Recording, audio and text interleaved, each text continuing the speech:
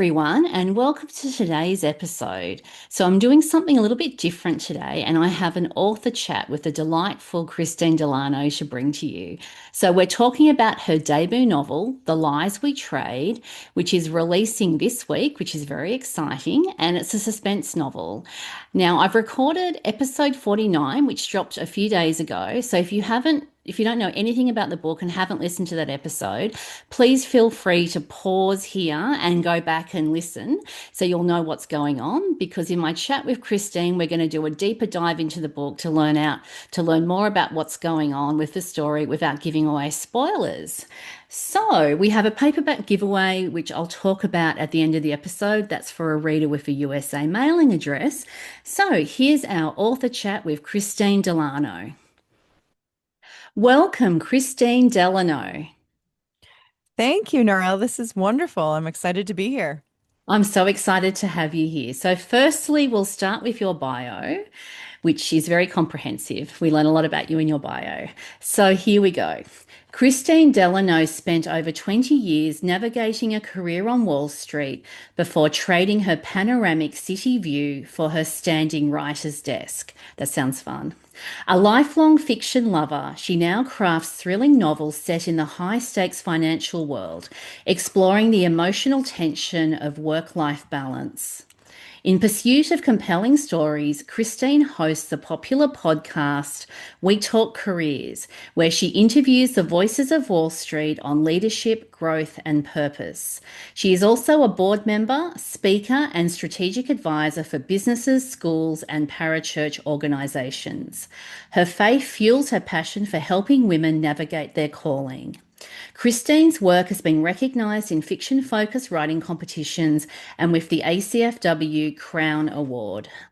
She also loves the chance to stay connected with fellow authors and readers on Instagram and LinkedIn and through her membership in writers' groups. When she's not writing, Kristine enjoys playing games with friends, scuba diving, and chasing her husband and children down the snowy ski slopes of Western Maine. Never does she catch them, but with joy she tries. And that would be me. So, welcome, Kristine. So, we'll start with some icebreaker questions. So, this is always my first question since I live on the other side of the world to most of my guests. So, have you ever visited Australia? I have not, but I grew up in Guam, Oh, which is wow. not too far. It's far Mm, from you, but closer to you than it is to me. yes. And I had a bunch of Aussies as friends growing up. So I always Mm. wanted to go because they were from there and they talk so cool. And and I've never made it, but I got as far as Guam. Very good. Well, you're halfway there. So maybe one day you might be able to do a trek across the big pond. It's a long flight, though, from the mainland Yes. US. It takes quite a while to Yes. get here. Yes. Okay. So can you please share with us a fun fact, either from your part of the world or from your book setting? It's your choice. Well, I live in Maine. And I think a little bit of a fun fact is Maine is called the vacation land. We love to have tourists here, and we have a ban on all billboards. You can't do any off-premise signage. So we want to preserve the natural beauty of the place and all of that. So there's no reading billboards while you drive anywhere in Maine. You just get to look at the natural beauty. Wow, that would be different. So I imagine when there's a political campaign going on, I mean, we spend our lives with stuff at the side of the road here. So you get Yeah, lovely peace and quiet when you drive. That would be very exactly. nice. It It is. It's sounds, very lovely. oh, I would love to visit Maine. I love reading books set in Maine as well. It's one of my favorites. It just sounds so nice and cozy and off the beaten track, so you don't have all the busyness of the city. It just sounds lovely. It is Yeah. lovely. It's been a great place to raise our family for sure. Oh, definitely, it would be. So, we're talking about your debut novel, The Lies We Trade. So, if you could please tell my listeners about your book. Sure. So my book is set on Wall Street. It is centers around a main character called Meredith Hansel, and she is at the same time having the best day of her life and the one of the worst days of her life. So she finally gets to a place where she gets to celebrate, which is sometimes rare on Wall Street that we even take a moment to celebrate. And at the same time, she's asked to sign a restraining order against her second in command. And the book just sort of takes off from there. She is trying to find who is at the root of some fraud that she's finding in the firm. Her daughter is in turmoil. Her marriage is on the brink, and she's trying to find hope in a lot of different places. Yes, there's a lot going on in chapter one in this book. We dive straight into the action, which I just loved. So, I have a few questions, and so let's chat and do a deeper dive into the book without giving away spoilers. So, my first question is Meredith started out as a financial advisor, and that she's now a portfolio manager at the Wall Street firm, and this is where we open. So, at the beginning of the story, what's going on in Meredith's work life that's threatening her successful career? Because, as you said, she's having the best day of her life and simultaneously the worst day of her life. Right. She's called into the chief legal counsel's office, and he is presenting her with a number of facts that just don't hang right. And she is told that she must do something about her second in command, not only fire her, but actually file a restraining order against her. And that was really the premise for the whole book for me. Like, what would make a company, what would make Meredith have to not just fire someone, but actually file a restraining order? What kind of behavior would have to change so wildly in someone's life for that to happen? And it was fun sort of chasing that down and finding out all of the backstory of what Betsy was doing and why Meredith didn't see it. And then the power at play, the power of a chief legal officer to have that kind of power over Meredith, and then others that are also trying to use that power imbalance for their own benefit.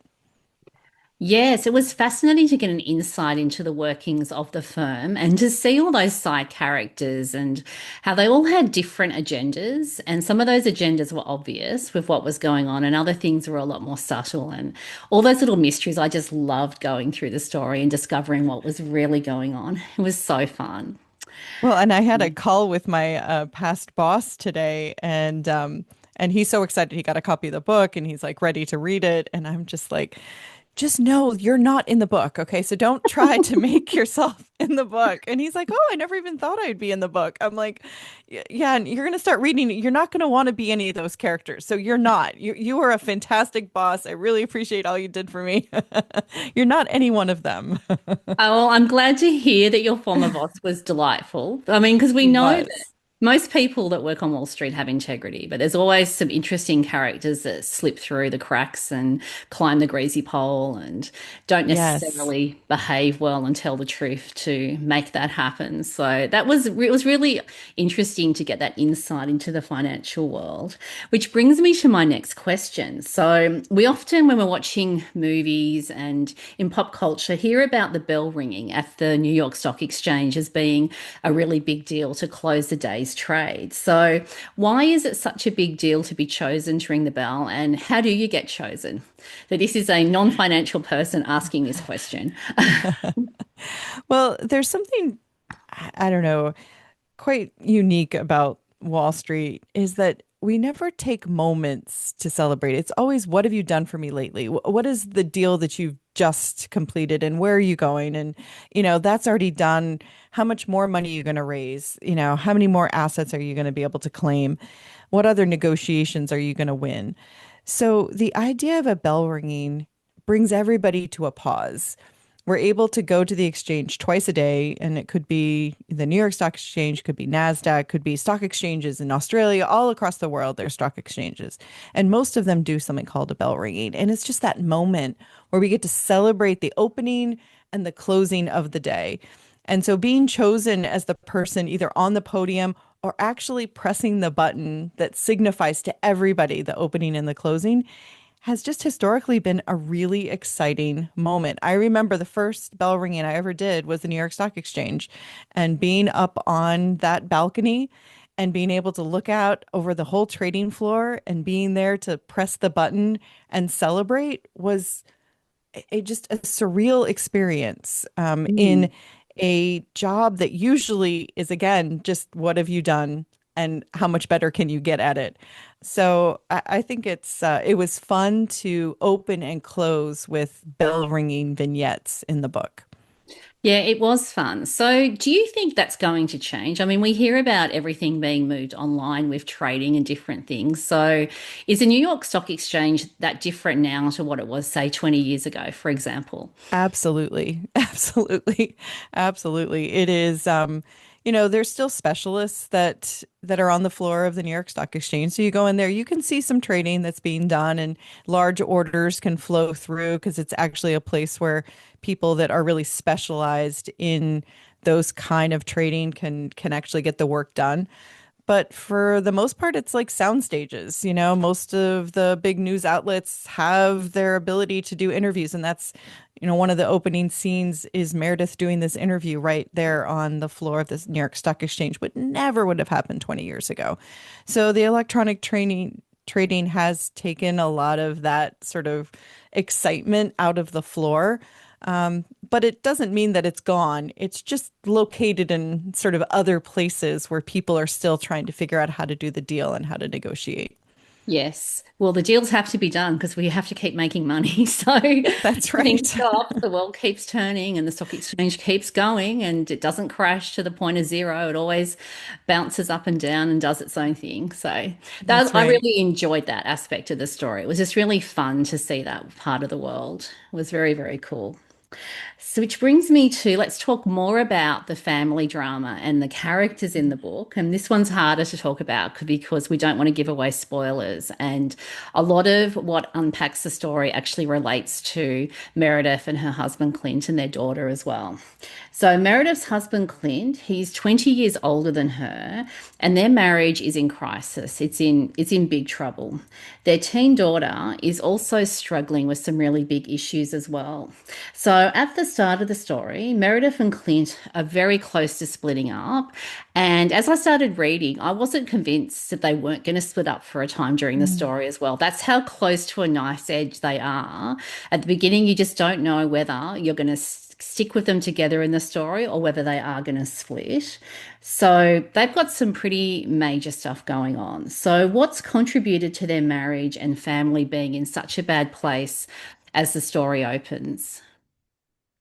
I think I really wanted to show what an authentic marriage on crisis looks like. My husband and I have been married for 28 years, and we are surrounded by marriages, those that are thriving, those that have failed, those that are in difficult spots. And what I can tell you is that for the most part, those marriages are quiet quitting when they're doing poorly. We see in a lot of media and even a lot of books and movies, like a lot of yelling and they're screaming and people are, Yeah. and if you kind of have that kind of passion, then there's probably a lot of things that are either going right and going wrong in marriages like that. What I tend to see is a lot of people that have just sort of stopped communicating. They've stopped finding ways to make space for each other. They've stopped looking for the best in each other and instead sort of step back from actually having the argument and just letting one more brick of um, dissatisfaction and upsettedness and disappointment sort of layer up between them. And I wanted to give that sense in the book that they have had a history of a marriage. It started out beautifully. They fell in love. They understood each other. They walked this world with each other. They had two beautiful kids. They've done all this together and now they've made it to this point just as the book is opening where there's just this wall between them and it keeps them from saying the things that they should. And without spoilers, there's this scene that I just loved writing where she has opportunities to tell him something, and instead she noodles on it and thinks about it and, is in her head about it. And then all of a sudden they've arrived and she's like, oh, well, I guess I missed my opportunity. And you just want to grab her. I just wanted to, but it's so realistic to how Mm. we deal with each other sometimes that we just don't say the things we should, and we end up getting upset about the things that we shouldn't. So I wanted to kind of take a very realistic journey of what that looked like. And of course, there's, secrets to be had and twists to be to be found, but really at the core of it is a marriage that wants to thrive, but they've choked it of its oxygen. Definitely. That's a really good way of describing it. And it's interesting, on the weekend, we're recording this in a bit in advance. I was at a family wedding and the celebrant was talk basically said, I'm going to give the bride and groom a gift and it's something I want you to use and have it next to your bed at night. And it was a pair of gag glasses, you know, the funny glasses. And basically, if don't go to bed on your anger, make sure that you communicate. If there's a problem, you need to talk to each other. And if you're not talking to each other, put these glasses on because you will laugh and that will break the ice. And then you'll start talking Oh, to each other.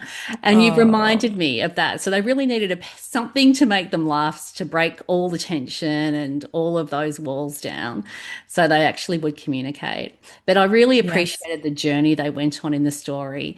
And it got really tricky because, I mean, when you have children, I mean, I've been married nearly 30 years. It will be 30 years by the time this episode drops, and Mm, which is exciting. But marriage yes, can be hard work and it can feel like a long road, and there's always obstacles and things that happen.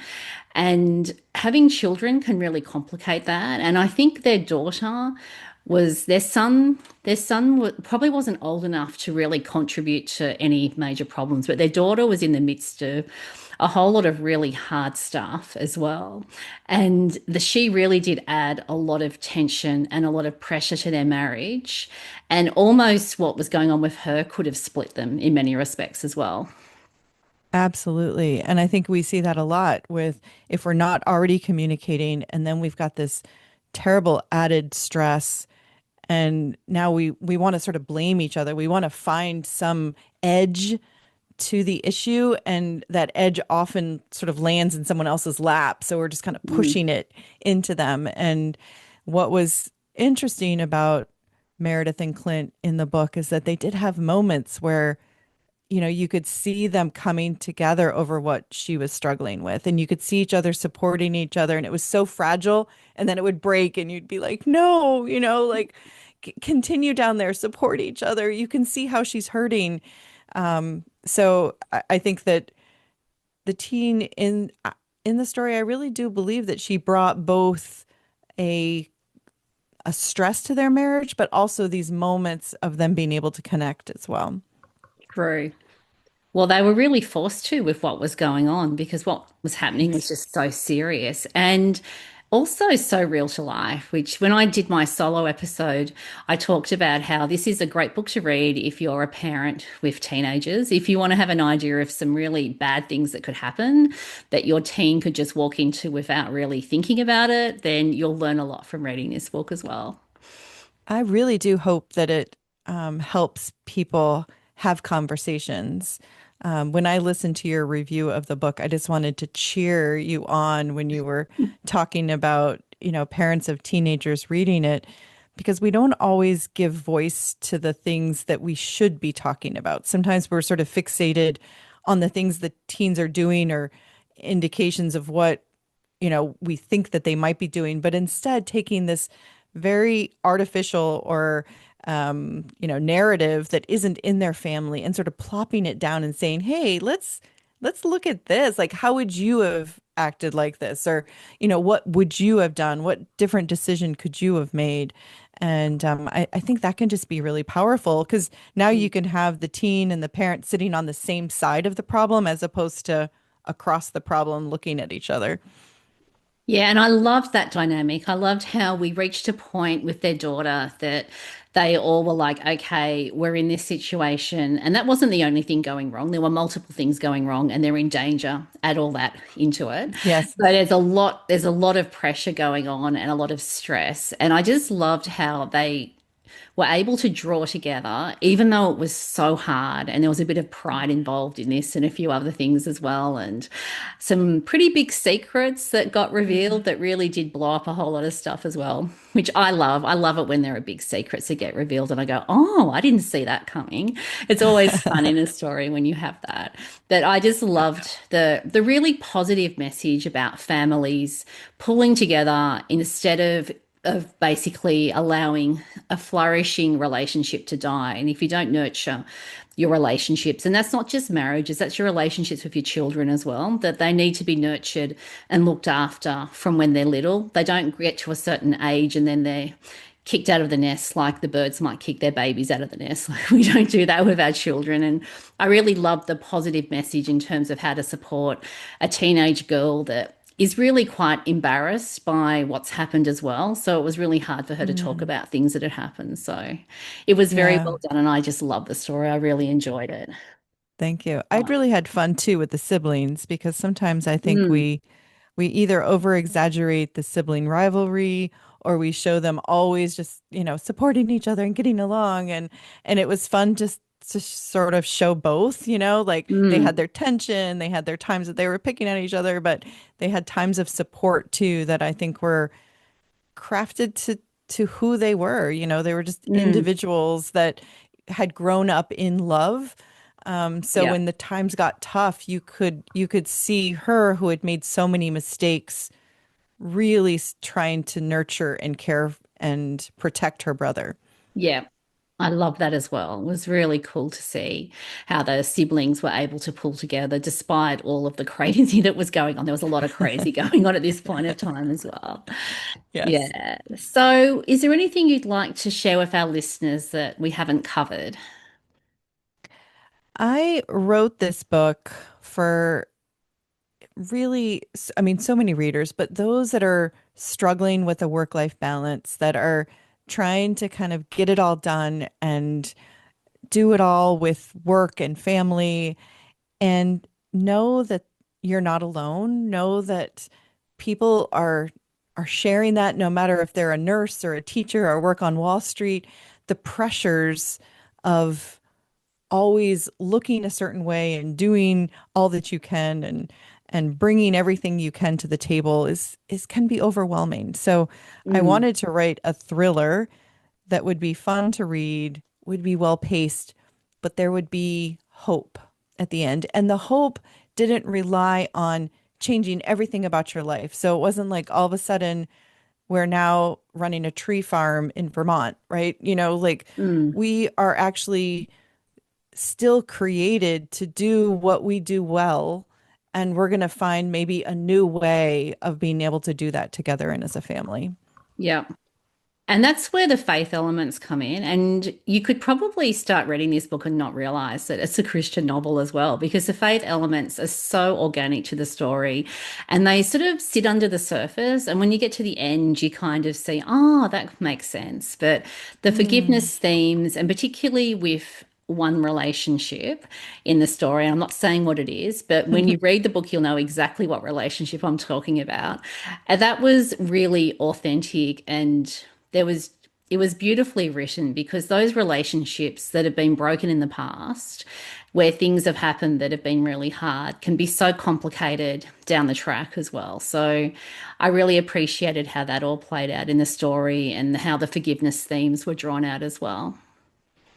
I was really appreciative of my publisher, Tyndale, for giving me the opportunity to write it the way that it was supposed to be written, that Mm, the faith element was deep, but but I don't know, carefully woven into the fabric of the story as opposed to sort of being preachy or doing other things. And I think there's just lots of different types of Christian fiction.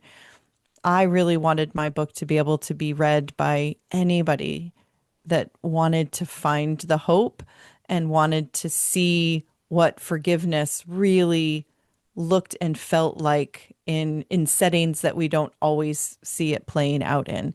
And that's the most exciting for me is to see readers, and I've got some early ones now that would never pick up a Tyndale book and mm, want to read this. Super excited about Tyndale readers and Christian readers and all of that. Like those are my people, but it's really exciting when we can share the gospel message in a way that's woven into the story and it allows for more conversation. The book itself doesn't need to do a lot, but it can open up conversations that maybe are sometimes hard to have on their own. Yeah.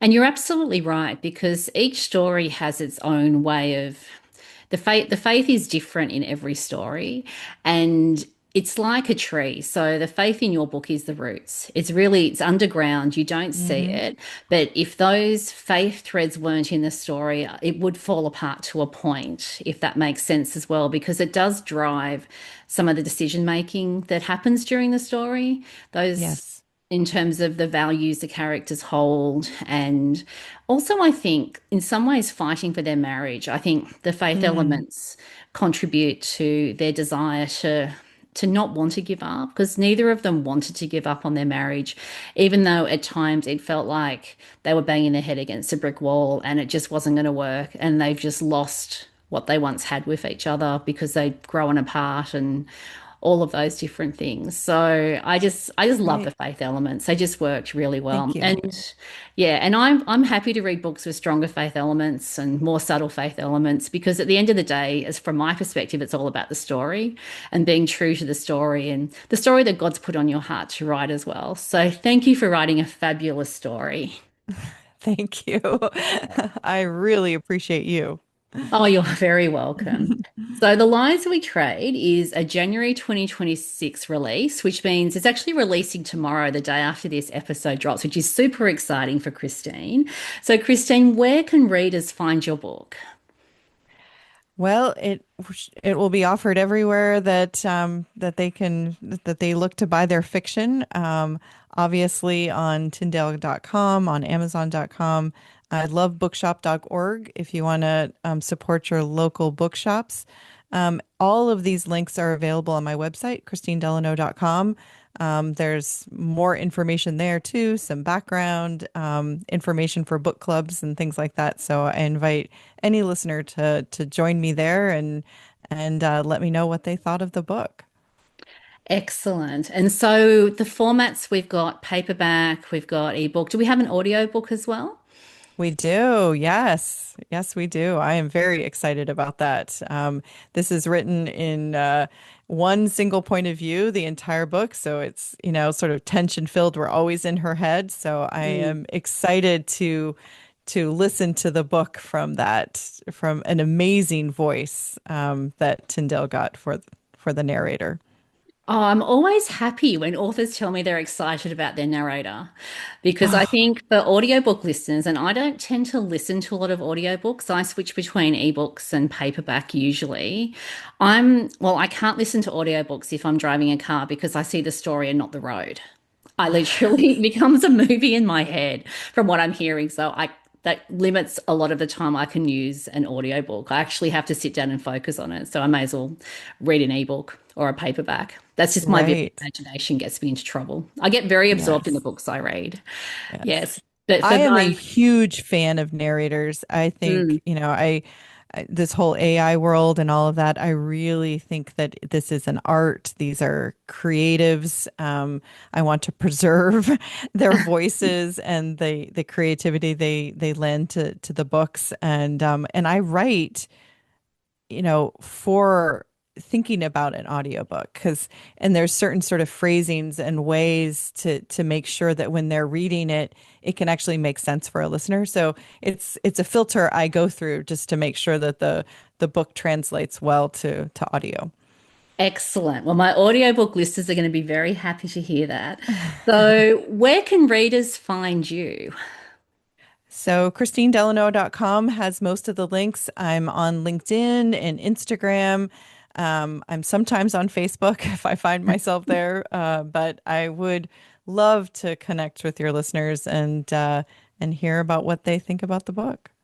Yes. And you've got your podcast as well, which is really fun. I do. I do. If people are looking at leadership challenges or really trying to understand things like imposter syndrome or what's the role of curiosity in leadership, we've got a tremendous number of episodes with just amazing women that have, and a few men as well, who have taken on Wall Street and adjacent careers. And that's at We Talk Careers podcast. Excellent. I did listen to an episode before we did our recording. It Oh, was very fun to great. listen to. I'm a curious person. I'm also an author. Authors are just naturally curious. We Yes. go down rabbit Yes. holes listening to Well, and different I had things. to say when, you're writing about people, I just feel like my podcast is just like it gives me fodder all the time. People are telling me Mm. stories all the time. I'm jotting things down, just like little turns of phrases and stuff. I feel like I'm cheating a little bit. I'm like, oh, that's so good.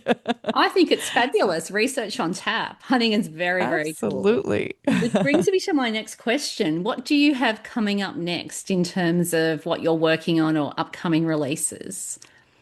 So I am so excited. Tyndale signed me to a two-book deal. So I am in edits for Yay. my second book, which is a sister's book, also set in on Wall Street, and it is so exciting. And so it challenges me. The story structure is very different, but that idea of hidden secrets and power imbalances and lots of different twists and turns. It's going to be an exciting book for sure. Excellent. I can't wait. So when are we expecting this one? Which season is it coming out in? Is this I 2026 or 2027? I think it'll be right at the early of 2027, but they may try to scoot it in earlier. You know what this publishing Yes. world is like, right? You'll know better Excellent. than me when the book will be coming out. Well, I'm very excited you've got a two-book deal because I'm really looking forward to reading your next book because I loved reading Oh, this one. So thank you. I'm so glad you've got more suspense books coming out. So this one's set in Wall Street as well, in the financial world. It is. It is. One sister is a journalist, the other one's on Mhm. Wall Street, and yeah, and there's a lot of issues between them. So it's a fun book for sure. Excellent. Well, thank you so much for visiting with me today. I've loved chatting with you and I loved reading the book. And I hope that my listeners will be able to get hold of your book and enjoy it as much as I have. Oh, I do too. Thank you so much. This has been so much fun. It has been so much fun and you're very welcome. And we'll hopefully chat again when your next book comes out. Oh, that sounds great. Sounds Yeah. wonderful. Okay. Thank you. Bye. Thank you. Thanks for joining me today for my author chat with the lovely Kristine Delano. So, as I mentioned at the beginning of the episode, we have a paperback giveaway, and that's for a reader with a USA mailing address, and that's for The Lies We Trade. And to enter the giveaway, there's a link in the show notes, and the closing date is the 28th of January, USA West Coast time.